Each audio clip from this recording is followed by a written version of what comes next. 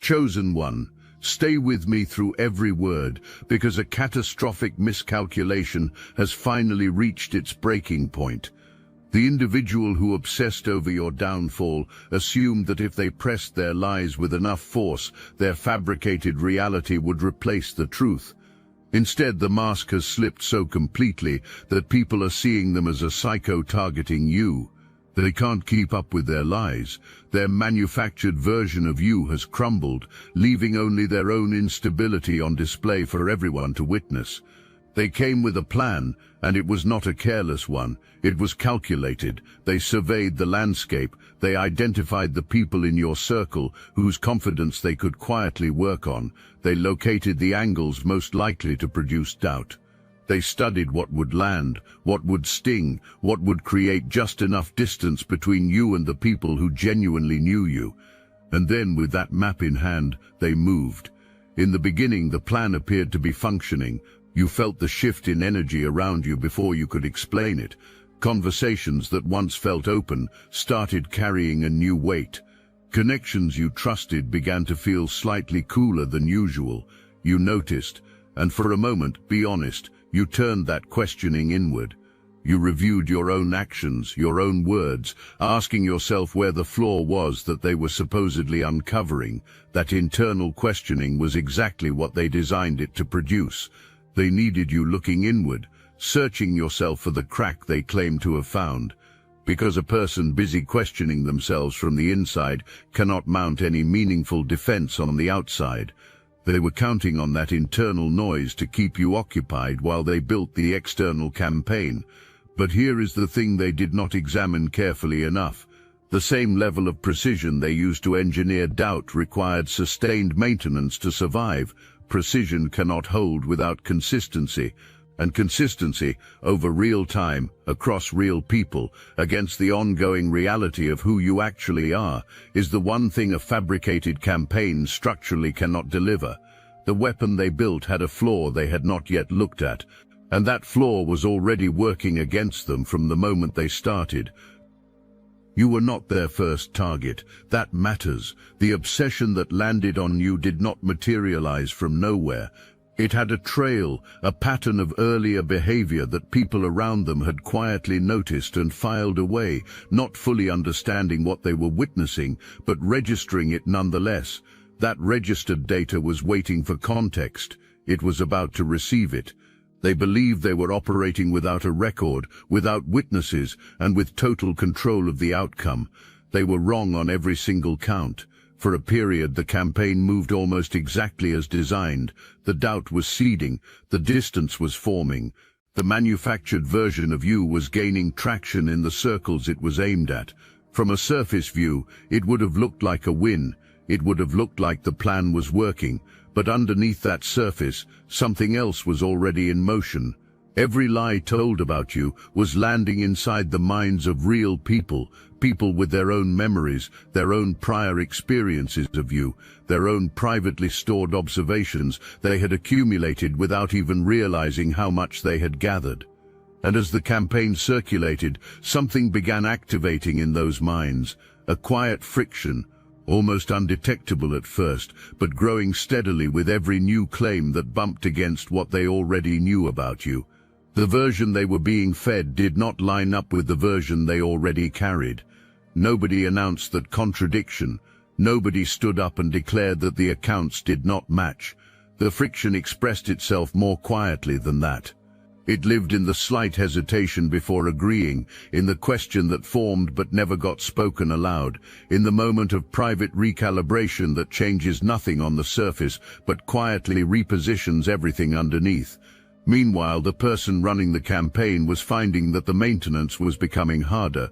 The version they had distributed needed amendments, new details, new angles to cover the places where reality kept contradicting the narrative. Because every time you showed up as yourself, grounded, clear, consistent, you were a living contradiction to what was being said about you. Each contradiction required a patch, and each patch raised new questions in the people receiving it. You were not doing anything strategic to create that friction. You were simply being yourself, the same quality of person, the same relationship to truth day after day. You were not performing innocence, you were just being what you actually are.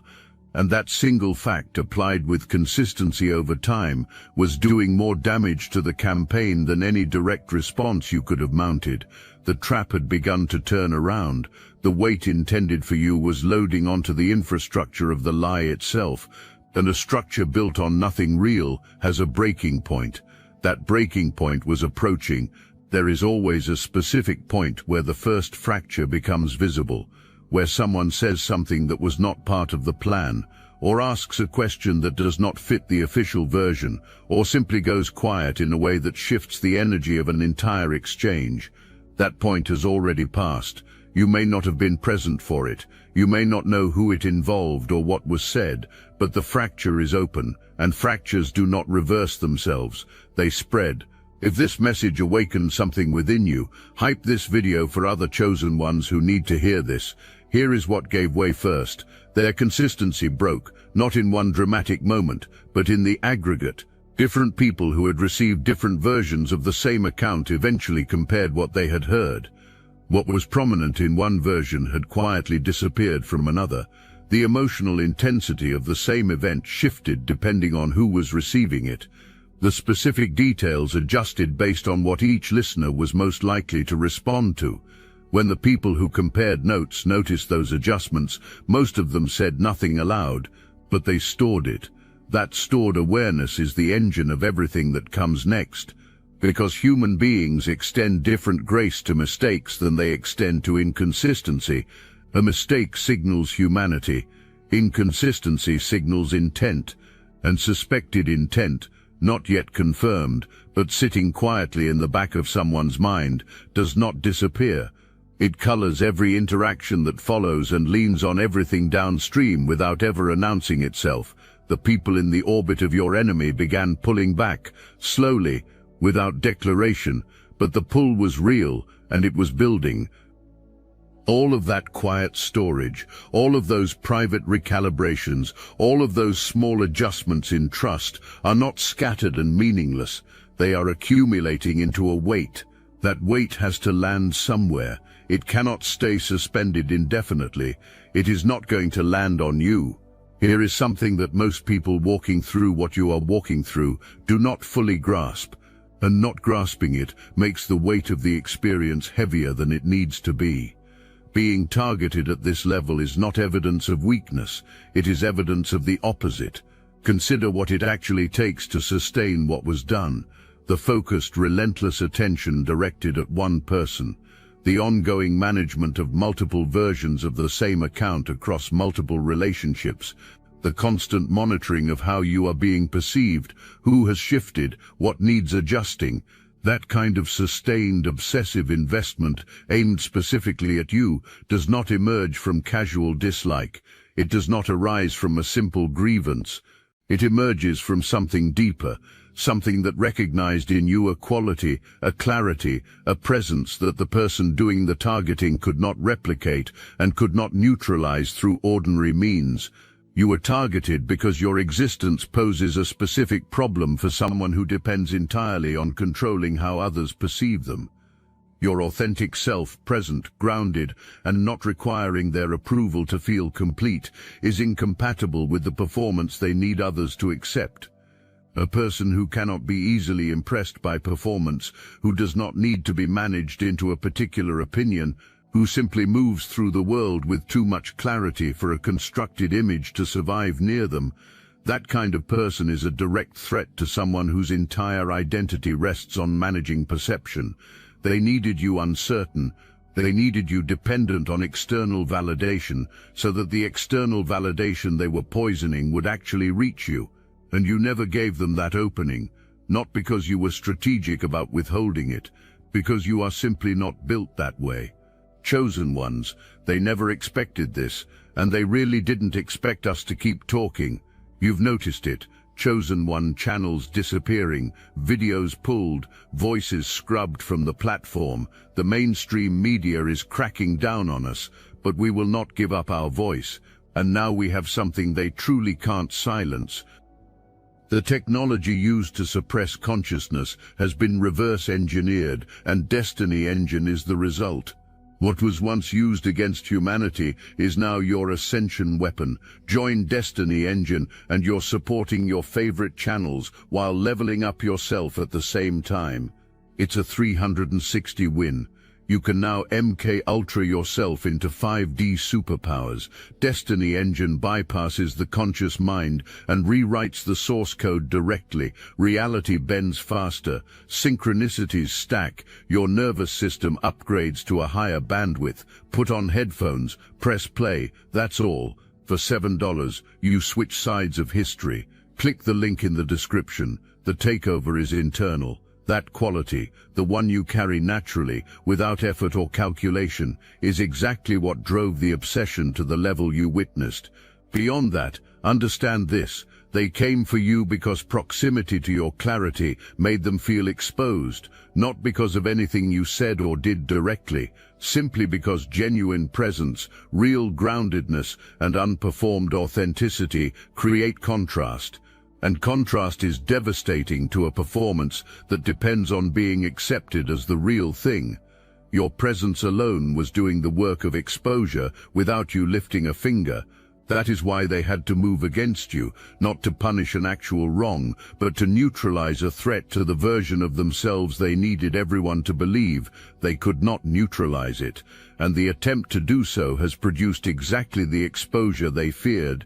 When the initial campaign began losing traction, the response was not to recalibrate or pull back. The response was to push harder, and that escalation is where the self-destruction moved from invisible to undeniable. The measured, careful approach, the one that maintained plausible deniability and kept a calculated distance between the source and the outcome, required patience and restraint. Obsession, by its nature, eventually consumes both. The moves became larger and more visible. The energy driving them started bleeding through the surface of the performance that had kept them concealed. What observers had initially experienced as someone expressing a legitimate grievance began registering as something qualitatively different. The investment was disproportionate. The focus was too intense. The amount of sustained energy aimed at one specific person, at you, could not be explained by any rational account of ordinary conflict. People register disproportionate behavior without needing to analyze it.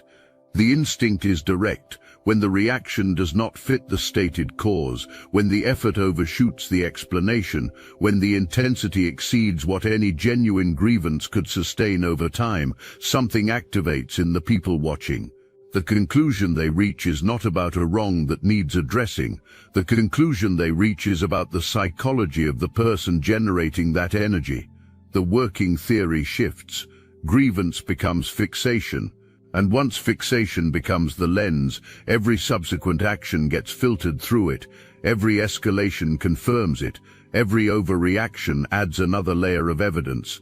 The focus of observation pivots entirely, away from whatever was being claimed about you, and directly onto the mental and emotional state of the person making the claims. You are still standing exactly as you always were, steady, present, showing up as yourself. And that steadiness, held against the backdrop of the escalating, frantic energy aimed at you, has become the most clarifying contrast in this entire situation. You are the standard against which everything being done to you is being evaluated, and what is being evaluated does not reflect well on the one doing it. Obsession carries a recognizable signature, and people detect it even without a name for what they are sensing. It surfaces in the way a person cannot let a subject go, but appears in the disproportionate emotional investment, the kind that rises too fast, burns too intensely, and lingers far too long for any legitimate grievance to explain. It appears in the way certain interactions carry a charged, off-balance quality that unsettles everyone involved because the weight behind the words is clearly larger than what is being said out loud. The people in shared spaces have been experiencing that charged quality repeatedly. Each time the subject pivots back to you, as it always does, regardless of where things began, another layer is added to the private assessment being built in their minds. Each time the reaction to something involving your name overshoots what the situation warrants, that assessment becomes more detailed and more specific. What observers are privately constructing is not a vague discomfort. It is a precise, consistent picture of someone whose stability has become entangled with controlling how one specific person is perceived. That dependency announces itself in every interaction where the fixation surfaces. You do not need to point to it. The behavior points to itself continuously and unmistakably.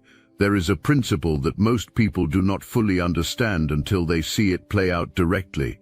When someone invests extended time and energy in attributing specific characteristics to another person, particularly moral failures, instability, or untrustworthiness, the characteristics they reach for are not chosen at random. They come from an interior reference point.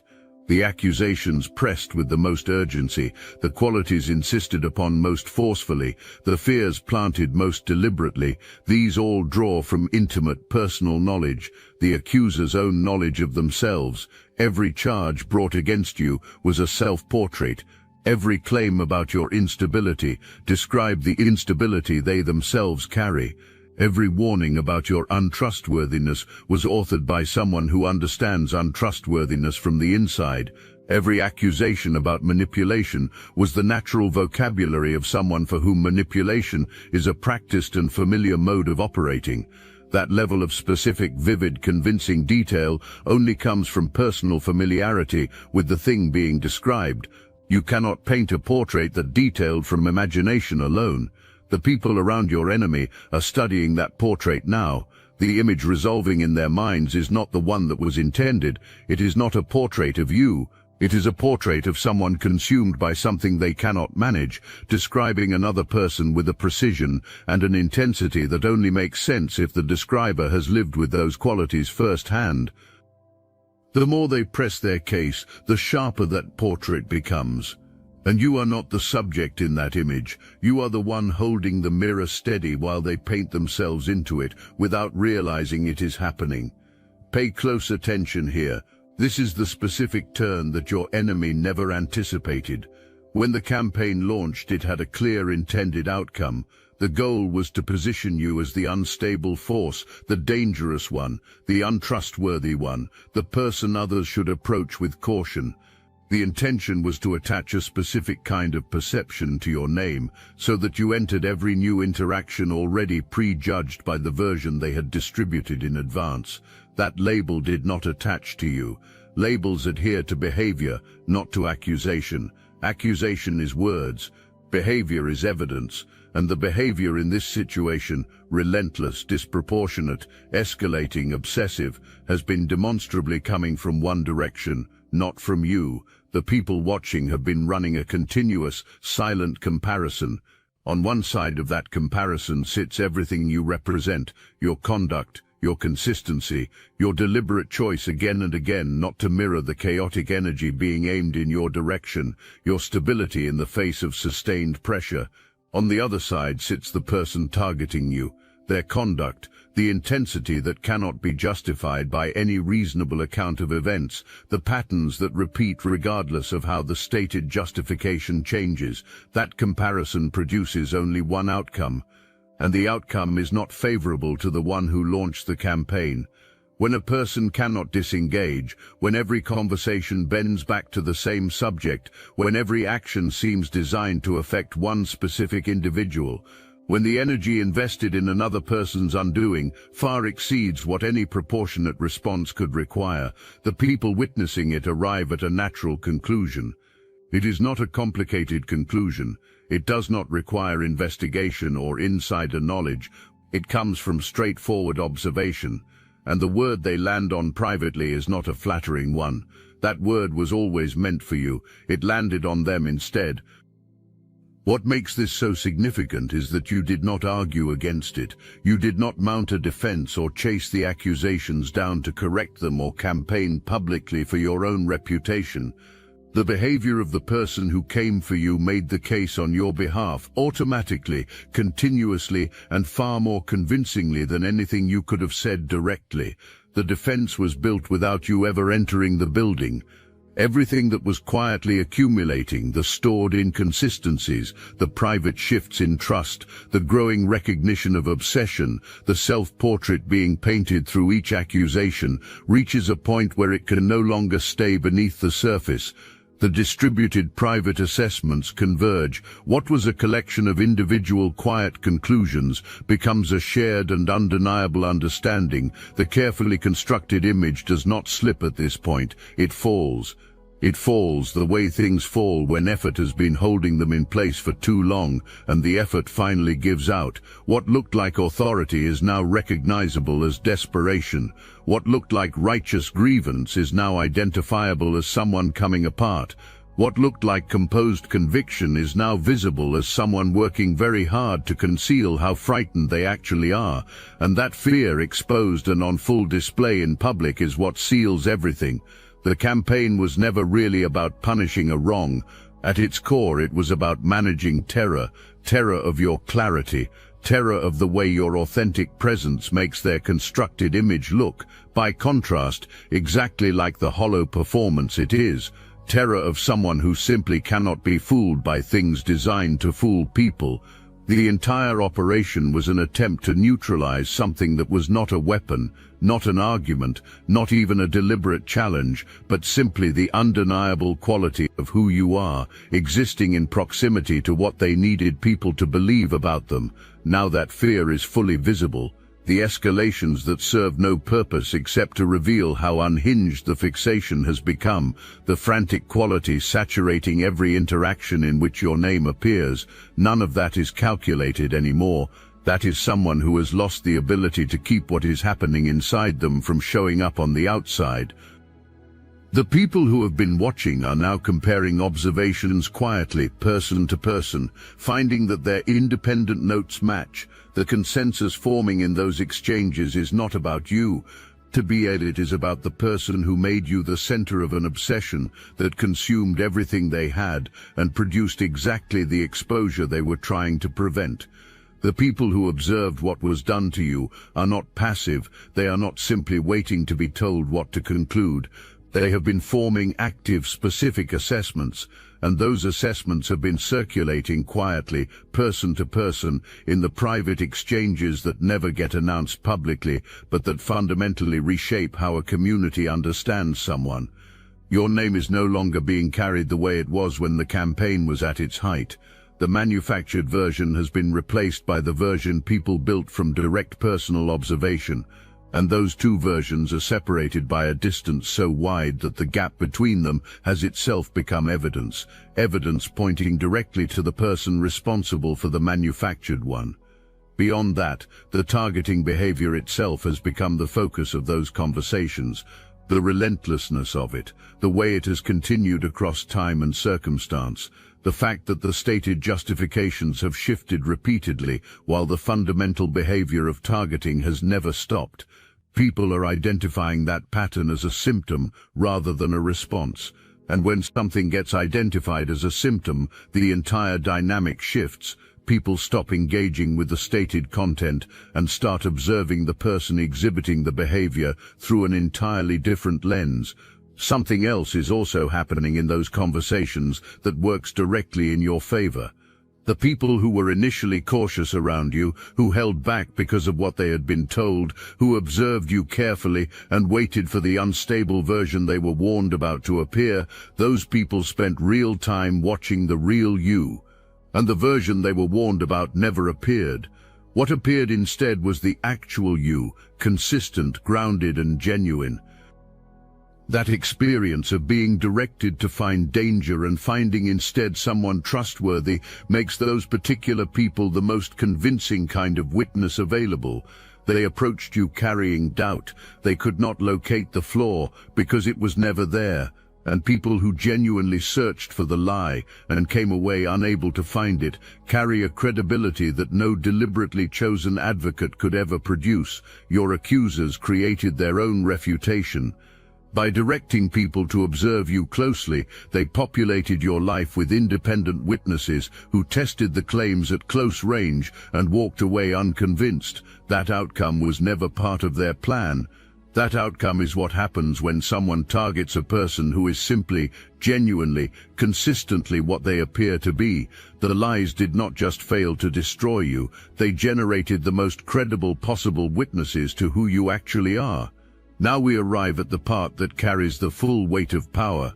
While the unraveling is happening on their end, while the credibility dissolves, the isolation builds, and the audience revises its understanding of the entire situation, you are doing the one thing they have never been able to do. You are moving forward. You are not circling back to correct every distorted account. You are not expending yourself sideways, managing how you are being perceived. You are not frozen in place, consumed by what was done to you. You are moving forward, directing the full force of the energy you refuse to waste on their game toward everything that actually deserves it. This is the move that separates chosen ones from everyone else. You did not put your life on hold, waiting for vindication to arrive before you resumed living. You did not hand the attack the power to pause you. You trusted, not naively, but from deep personal knowledge of who you are, that truth resolves itself when given time and visibility. You provided both. You stayed visible as yourself. You let time do what time inevitably does when lies are placed beside something real. And while you were doing that, while you were refusing to shrink, refusing to participate in the chaos, refusing to become the reactive version of yourself they needed you to become for any of it to function, everything real in your life was receiving your actual investment. The relationships that deserved you were getting you. The work that belonged to your future was getting your full attention. The foundation that will carry everything forward was being built with energy that was never diverted into the fight. They spent this entire season fighting you. You spent this entire season building. Now look at what each side has to show for it. They have an exhausted obsession, a shrinking social world, and a credibility steadily depleted by the visible irrationality of their own behavior. You have a foundation built from genuine investment, real relationships that survived real pressure and held firm, and the absolute certainty, now proven rather than theoretical, of who you are when everything is on the line. That is not a minor difference. That is the entire difference. Every step you take towards something real also puts additional distance between you and the manufactured version of you they were circulating, not because you are running from it, but because you are building over it. A person actively constructing something of genuine value, real relationships, real purpose, real demonstrable output, is a person whose life generates its own continuous evidence of who they are. That evidence compounds over time. It becomes a record so substantial and consistent that no second-hand narrative can outlast it. You are not arguing your case, you are living it, and living well with full investment and real purpose is the only argument that wins permanently. Here is the thing your enemy does not fully grasp yet, and it may be the most consequential thing in this entire account. The pattern is written, it cannot be unwritten. A single incident can be dismissed, 2 incidents can be explained away as coincidence. But the extended, consistent, multi-context, multi-witness pattern of obsessive targeting that has been laid down over time, that pattern is now permanently embedded in how they are understood by everyone who witnessed it. It exists in the collective awareness of people who never coordinated and yet arrived at the same conclusion independently. Behavior can be changed going forward. It cannot be undone going backward. The record lives in the private understanding of everyone who watched, and memories of disturbing or confusing behavior do not fade with time. They clarify. As context fills in and the full picture assembles itself, every person who witnessed pieces of this is now understanding those pieces more completely than they did when they first observed them. Nothing done from this point forward reverses that understanding. This is not cruelty. This is consequence, the natural, structural, unavoidable result of choices made and sustained across real time. Every action taken against you seeded an outcome that was implicit in the choice to take it. Every escalation deepened the record. Every act of doubling down added weight to a case that was never meant to implicate its builder. The destination they have arrived at is the direct product of the path they chose. And that destination is irreversible because it is anchored not in opinion, but in what was directly, independently, and repeatedly observed by real people over real time. That kind of grounded consensus does not get renegotiated. Everything that was aimed at you, the full weight of the campaign, the whispers, the fabrications, the sustained pressure to diminish and discredit you, served in the accounting that actually matters as a refinery. You know what a refinery does. It applies extreme heat and pressure to raw material in order to separate what is impure from what is genuine. It does not produce the gold. The gold was already present. What the process removes is everything that was obscuring it. That is what this season was in your life. Extreme heat and pressure applied to your relationships, your sense of identity, your clarity about what you value, and your understanding of who actually belongs beside you.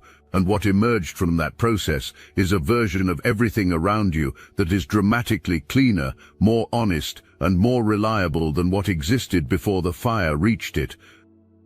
The connections that held through the pressure are the real ones, the people who maintained their understanding of you against the full force of the manufactured version. Those are your people, tested and confirmed under conditions that allowed no pretending. The clarity you found about your own values when you had to stand on them under maximum duress is now part of you permanently. It is not something you have to think your way back to. It is something you lived through and proved in the living. You know who you are in a way that most people never get to know. Not because someone told you, because you were tested at the highest available level of pressure and you did not become something else. You remained yourself. That is the rarest possible outcome, and it belongs to you completely. The person who came for you set out to take something. What they ended up delivering was the one thing that cannot be given any other way, the absolute first-hand proven knowledge of what you are made of. That is not a consolation, that is the territory of chosen ones. There is something further worth naming here, something specific about what surviving targeted obsession does to a person that ordinary hardship simply does not produce.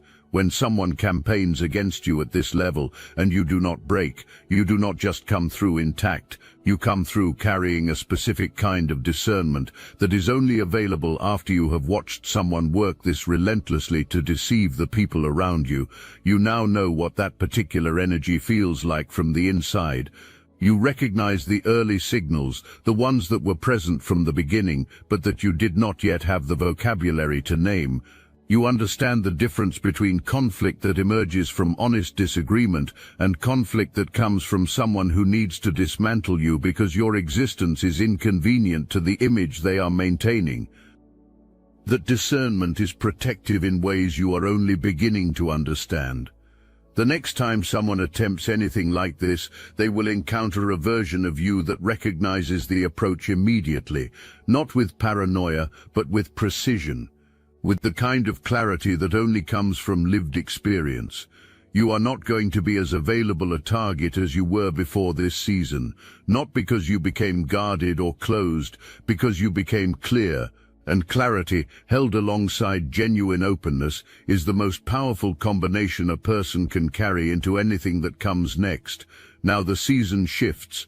The version of you that came through this, tested, clear-eyed about your people, certain of your own ground, carrying the quiet and unshakable authority of someone who held under maximum pressure, steps forward into what comes next. You are not carrying the weight of what was done to you. You are carrying only what the fire revealed. The authority you hold now cannot be manufactured by anyone, performed into existence, borrowed from someone else's endorsement, or purchased through strategy. It is earned through exactly what you endured. And it belongs to you permanently, regardless of anything that was said or done in the attempt to strip it from you. The people who launched this against you gave you something they never intended to give. They provided the one process capable of producing that authority. They applied the pressure, and the pressure did exactly what pressure does when it meets something real. It confirmed you. Go forward knowing what you are confirmed to be. Your life is the evidence. Your presence is the argument. What you are about to do with the clarity and the authority you now carry will speak for itself in ways that leave nothing left to question. Do not look back at what was done to you with more weight than it deserves. It was a difficult, costly, and revealing season, but it is not the defining one. What defines you is not what was done against you. What defines you is what you remained in spite of everything that was designed to change you. And what you remained through all of it is the whole point. You remained yourself, fully, under pressure, designed specifically to reduce you, rewrite you, and make you unrecognizable to the people who knew you. None of it worked, and that refusal, that fundamental, rooted, unperformable refusal to become something you are not, is the core of everything that comes next. Their influence is closing, yours is just beginning.